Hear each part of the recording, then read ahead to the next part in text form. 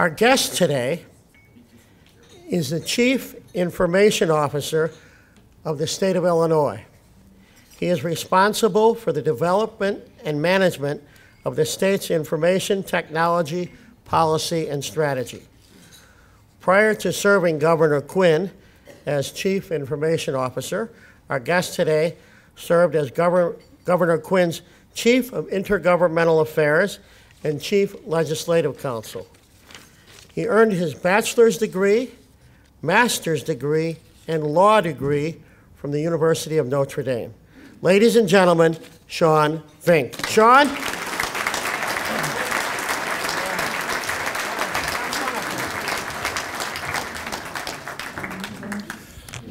Well, good afternoon, everyone. Thank you for the kind applause. As Jay said, my name is Sean Vinck. I'm Chief Information Officer in the Office of Governor Pat Quinn. It's really an honor to be here today. I hope to just talk to you for about 20 minutes and discuss some of the interesting and perhaps educational things that Governor Quinn's administration has been doing in the area of information technology. And I hope that it will be reasonably informative. And, you know, if it's not and nobody asks any questions, then we can go back to lunch. So. But with that, let me begin. We have made a number of strides under Governor Quinn's leadership in the areas of information and technology and telecommunications. And I think we've done so because we've made deliberate and frugal choices about how we use limited resources. And some of the struggles of recent years, you know, have been really a crucible for great innovation and great opportunity. And so I want to give you a little bit of a summary of what the context that we've been dealing with is. In the category of information technology, we spend about $450 million each year, and that includes staff, that includes software, that includes commodities and other operational costs. As you know, the state of Illinois has suffered through some rather serious fiscal strain in recent years. So technology, there has been a premium and a greater demand for the use of technology as a way to resolve what I think many people are aware is a significant tension. And that tension is the increased demand for government services and the limited resources available to finance those services. And so naturally people look to technology as a way to try to deliver better and more efficient service in the context of declining resources. There are other challenges. Many of you are perhaps aware that over the last 10 years, the headcount of the state of Illinois has declined by about 25%. And so that's an enormously significant fact. So the natural drivers that would force greater reliance on technology have been to some degree exacerbated by that decline in headcount. Also, I think that the needs of general society for government programs and services are increasing in complexity and scope. And so that's another strain. Governor Quinn has given us a clear direction, and that's to maintain vital public service in healthcare, education, public safety, human services, but to improve quality and efficiency and how targeted they are to people's needs. And we need to do so with a frugal approach to resources and staff.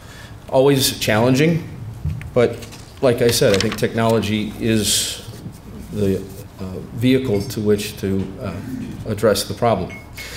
But it's complicated, and this is what I wanted to kind of focus on as an initial matter. It's more than simply buying software licenses to successfully use technology in the public sector or in any large enterprise. And we are very conscious of what is a growing body of literature in academic journals and other sorts of forums about the way in which technology projects have not met their full potential for success. And so I spent a lot of time thinking about, with a lot of my colleagues, what are the drivers of that lack of success? And we asked two questions. What percentage of IT projects in large enterprises can be considered successful, and correspondingly, what percentage can be considered less than successful? And why is it so common, secondly, for enterprises to reach suboptimal results? There's a range of opinions, as you could imagine, but the consensus is that there's a very high number, a surprisingly high number of projects that don't meet their full potential, and they fall short of their stated objectives. The consensus of the literature is also that these failures come at a high cost. So in other words, we can spend a great deal of money and time and effort and still not achieve a successful result or a fully successful result. The other factor at risk here is that once a project gets off the ground, you can't mitigate the risks that are already imminent through additional money or through additional resources. So the seeds of these problems start from the very get-go. And so it's with that in mind that we tried to design a couple of principles and strategies for how to make sure that we make best use of the limited dollars that we have. I'll try to go through a couple of those with you. We want to make sure that when we make investments in technology in Governor Quinn's administration, we want to see it as an investment in improved service, more efficient business processes, and lower operational costs. We shouldn't buy technologies in a way that encumber the state's budget more than it was before the investment. This is an interesting time to have the opportunity to make investments in new technology. The state of Illinois, under Governor Quinn's leadership, recently made a bond issuance of $50 million so that we have capital proceeds that are targeted expressly for technology and telecommunications. And that's an enormously beneficial trove of resources that we can use very effectively to make targeted strategic investments that will produce returns, both in terms of dollars and in terms of improved service. So that's been a great benefit to us. Second principle is we should consider very carefully how the technology that we invest in affects the relationship of citizens to government. We should think about the relationship of a citizen to government as that of a customer to a large corporation. And what that means is that the experience of the customer is easier, faster, more integrated, and less focused on our internal organizational structures and more focused and designed to citizens' needs. When we think about technology investment, we should promote transparency, democracy, citizen engagement, and citizen empowerment, and use government as a platform to empower people to make choices about how they would leverage services and make choices for their own lives. This is a big deal, and probably of concern to a lot of people in this audience. The fourth principle, which would be aligning technology expenditures and technology procurement so that our investment objectives are reflected and aligned with the structure and incentives of the contracts that we enter into. As many of you are no doubt aware, we spend a great deal of time buying goods and services, and we should make sure that when we acquire those goods and services through the complicated procedures that we use, that we've set ourselves up for success from the very get-go, making sure that we align risk and incentives in a way that's conducive to the public interest.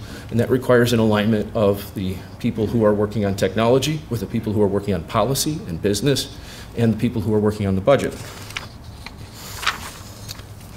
We should also be really disciplined about how we go to market, understanding that it's possible for us to buy lots of commodities and services and not make good use of them. So we want to be very disciplined about defining our needs and requirements and specifications and putting those in clear terms so that we have a great understanding of how technology can actually impact and improve the quality of the business outcomes. You should work to overcome our organizational silos and see those as things that can be not conducive to fully successful implementation of projects. And that's a really hard thing to do. The organizational dynamics are complicated, and we've strived very hard to build structures that bridge the gap between the different agencies and organizations of government, and have had some success with that. I think these are all sound principles, and I think that they're principles that operationalize Governor Quinn's policy objectives.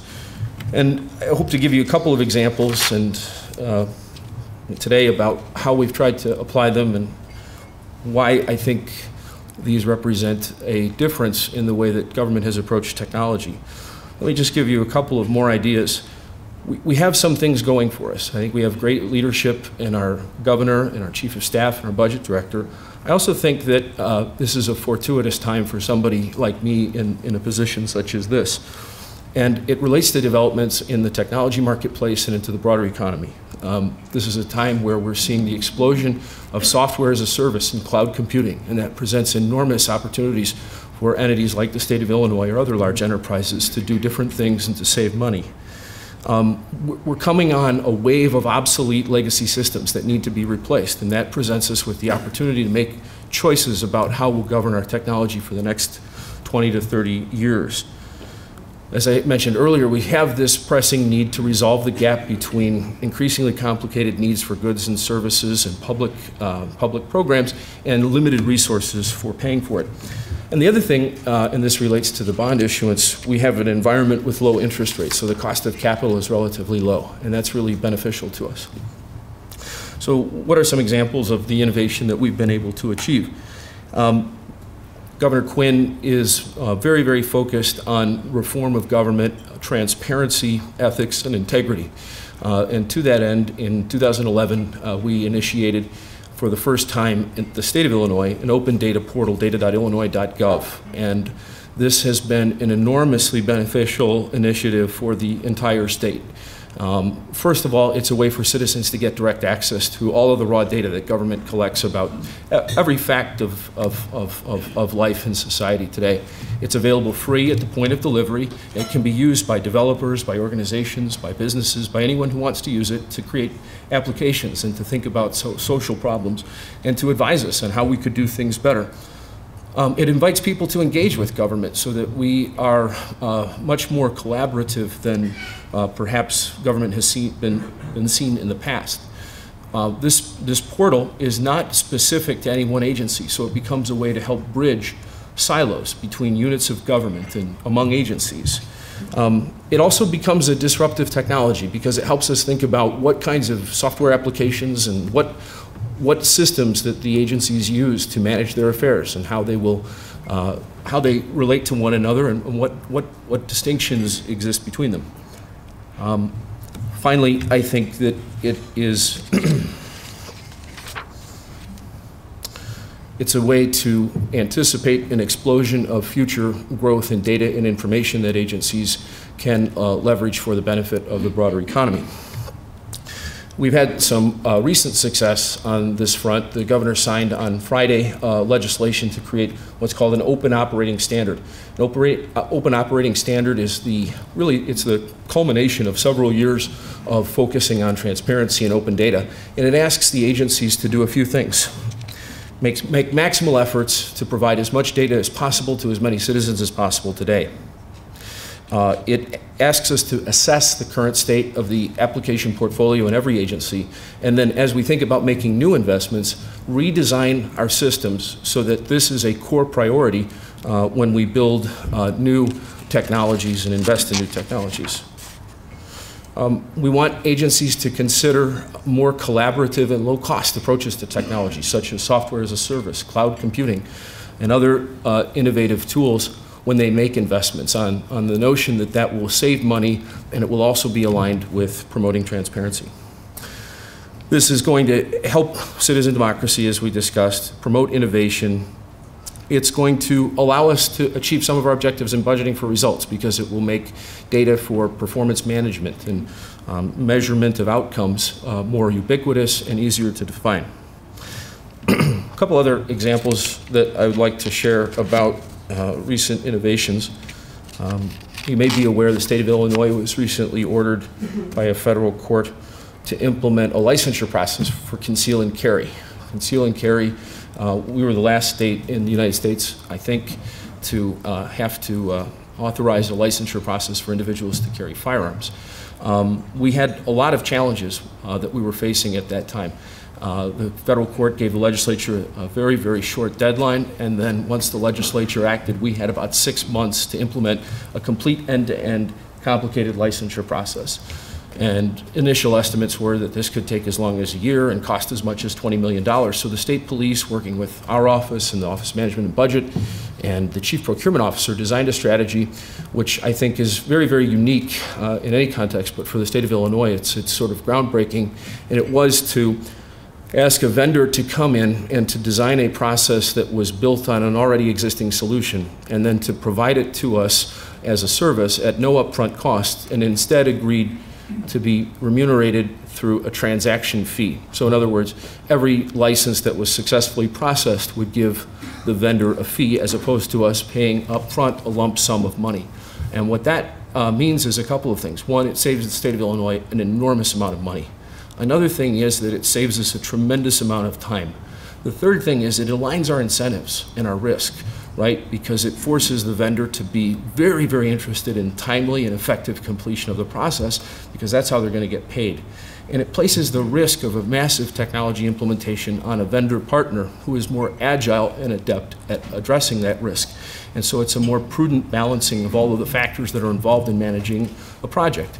So we've been able to process almost 50,000 applications, meaning 50,000 applications have been submitted and that they're in some stage of review.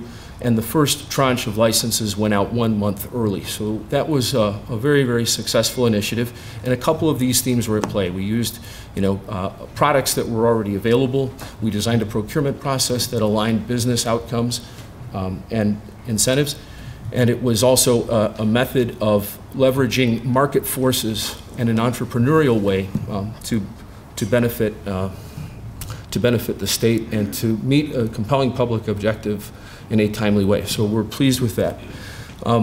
The third thing that I'll say, and then I'll try to be quiet and let you ask some questions, is about our statewide financial accounting system project, which many of you are aware that the state of Illinois is undertaking an effort to implement what's called an ERP system, or Enterprise Resources Planning System. And this is a longstanding need of the state, and we have thought about this for a number of years. And what we have tried to do is to be very concerned about optimizing success, lowering costs, and putting in place a structure that will be sustainable, that will help manage the project internally and mitigate all the risks that are present in any such effort. There are a number of examples of states who have embarked on such a project and have spent upwards of several $100 million and have not achieved full success. And we don't have the luxury, nor do we have the desire to follow in that path. So the first step that we've undertaken is to establish a project management office, and several of my colleagues throughout state government and the Governor's Office of Management and Budget, Central Management Services collaborated to put together a structure for a vendor to come on board to help us build a project management office. And the role of that project management office will be to design how we're going to buy technology, how we're going to buy services, and how we're going to manage and incentivize successful implementation of that initiative over time. And we are very close to coming to completion on that point, and we hope to begin that ambitious effort right away. There are a lot of attractive features to it which make this an exciting time. We're one of the last states to come in to the marketplace to build such a system, and so that means that we have some stark choices to make, whether to apply a cloud-based or a software as a service model versus a traditional method of implementation. What are the costs and what are the risks? And how do we get market-based premia for undertaking such initiatives? So very, very interesting time and an ambitious project, but we're pretty confident that we're going to be successful. So I will try to sort of wrap up and leave the door open for questions, if that's okay.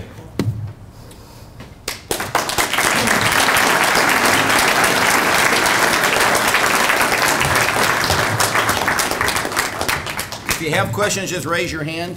City Club P is over there. There she is. Or is that City Club S? P. I can't. By the way, you stand up here, you automatically confess. This is Guantanamo wouldn't have these lights any brighter. Okay. Don't get nervous. All right, here we go. Get nervous. First question, David Vaught. If information technology can create more efficiency in delivering state services, but is under-resourced, how do you solve that dilemma? Counselor, that assumes a fact not entirely in evidence, but so thank you, David, for the question. So naturally, I'm always in favor of more resources for the area that I'm concerned with. But I would say two things. One, thanks to the budget office that you once led, David, we did issue the $50 million in bonds, so thank you very much. The second thing is that agencies are willing to try to identify money when they see an opportunity to save. So, for example, on ERP, we've gotten a lot of interest from agencies. It's funny, the agencies are always broke unless they think that there's something available that might be useful to them. So there's actually been a great deal of interest. People have been generous and thoughtful. The third thing is I think we have to get out of spending practices that are suboptimal and try to redirect them in ways that are more productive. We have a lot of money bound up in doing things, generally speaking, in old ways. And as we evolve out of that, that will free up resources for us to be more targeted to structural investments in transformative technologies that will save money, improve operations, and be more sustainable. So, David, I hope that's responsive. I don't know where you are, but okay. Okay. I may be here for a while. Carlos Ponce, where are you, Carlos? The only man who had a question asked on Choose Chicago. I want you to know that. Remember that? That's right. Don't forget it. Here we go. Carlos, Carlos asking, what is the project where Illinois is leading other states in technology? You assume there is one, right? Okay, reveal it. Well, I think we're leading in a couple of places. I mean, I think we were the second state in America to pursue an open data portal. We've expanded that, and we're the first state to have a statewide statutory open operating standard policy. So that would be one area. If you look at the area of healthcare reform and transformation, we have had a successful implementation of our Medicaid eligibility system under the Affordable Care Act that a lot of states have been challenged with that, so that would be one area. We're making strides in our Medicaid management information systems in innovative ways, so that would be a third one. There are areas, like I was saying earlier, there are significant challenges, but out of significant challenge comes great creativity and innovation, and I think we've done that, and we need to do more. So. This question's from Daryl Palmer. Where are you, Daryl? I assume you're there. Good. You join? Can't see. Join the City Club. You get your question asked ahead of time. How do you see the role of open innovation in reducing costs of health care and pensions to the state of Illinois? 25 words. So this is a dissertation. In reducing the cost of healthcare, it's actually pretty interesting. The governor featured last year in his State of the State address a couple of young entrepreneurs. I believe that the software application was called OK Copay, and what they did was they tried to leverage our open data platform to identify the names and places of human services providers, and then to have a way to comparatively cost out different procedures and different services.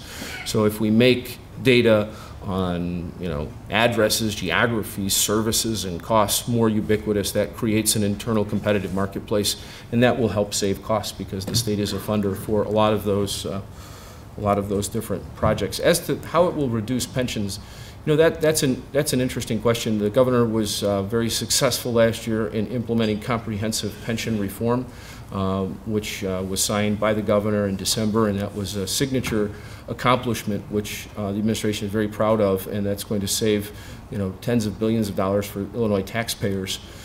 I think the role of technology in supporting that is to inform taxpayers and beneficiaries about what their responsibilities and costs are as either funders or beneficiaries of our public retirement systems, and to identify those realities with more clarity and to engage people in thinking about the consequences of public policy choices. So I hope that's responsive. Okay, a couple of quick questions, little inside, whatever. Lauren Lane, raise your hand. All right. The Partnership for a Connected Illinois. I wonder what the opposition would be called. Excuse me. Now is the Illinois State Framework. How is the Illinois State Framework project going? You know that? Yes. Good. Great. I mean, but to be honest with you, it's actually going really well, and I kind of made casual reference to it earlier. But the Framework Project, for those of you who don't know, is a multi-agency, intergovernmental partnership that is trying to think about the question of how do we deliver all of the health and human services programs and services for the people of the state. How do we do that in the most holistic and integrated and coordinated fashion, given that we're talking about, depending on how you define it, 7 or 8 agencies and north of 100 programs. And trying to deliver those in a customer-centric way, much like many of you might feel when you go to Chase Bank and you have a credit card and a checking account and maybe a mortgage or an investment account. We want people to have a similar experience when they approach the state of Illinois for their healthcare and human services needs.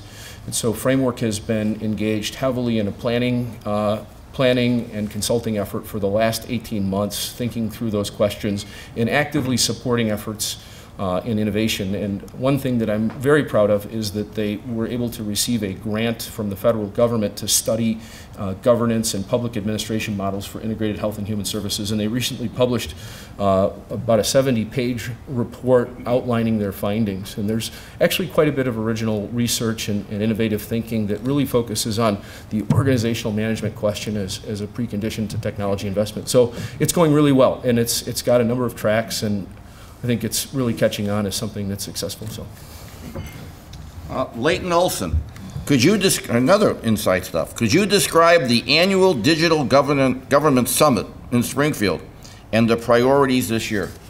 I can try. So the Digital Government Summit is put on by the Center for Digital Government, which is a private group, and they come in and they ask many of the vendors to subscribe to it. And they usually call me over the summer to ask, you know, what we want to prioritize. So I don't know what the theme will be this year. I think we will think about a lot of the same questions. One thing I'm interested in is mobile device management. So that might be one subject to talk about. But I'm always interested in the questions of organizational management. And so to the extent we can focus on that, that would be my suggestion. But I don't run the show there.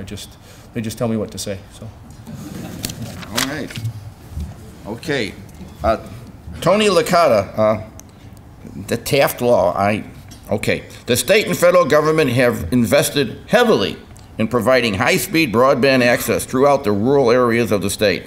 What will you do to encourage adoption and utilization of this investment? Yeah, it's a great question. So one of Governor Quinn's priorities has been to leverage public investment to expand access to broadband connectivity. And the state of Illinois has made enormous strides through its Illinois Century Network, which is out of our Department of Central Management Services in recent years, completing an investment of tens of millions of dollars in building new broadband infrastructure. I think what we can do is use this and promote this technology as a way to help shape a marketplace, especially in rural areas, and really to kind of complete a marketplace by allowing people in underserved areas where the private market has not been able to allow for broadband access, where to enable them to have quality access to high-speed connectivity. I think it's an economic development tool. I also think that we want to think about what the governor refers to as gigabit initiatives. So this is something that was done recently where the state of Illinois, through the Department of Commerce and Economic Opportunity, made about several $1 million, I don't remember the exact amount, available as competitive grant awards to communities in Illinois who put together the best proposal for a gigabit community. And a gigabit community is a community where there's infrastructure for ultra high speed internet connections. And we would provide some funding for the construction of that infrastructure, and they would give us a plan for how it would be conducive to innovation in education or healthcare or economic development, and then how that investment would be sustainable. So I think we want to look to more targeted initiatives such as that.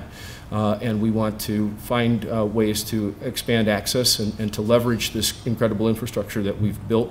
There's another part of that which I think is worth thinking about, which is that the federal government made money available and incentive grants available, and this is just getting off the ground, but for the FirstNet project.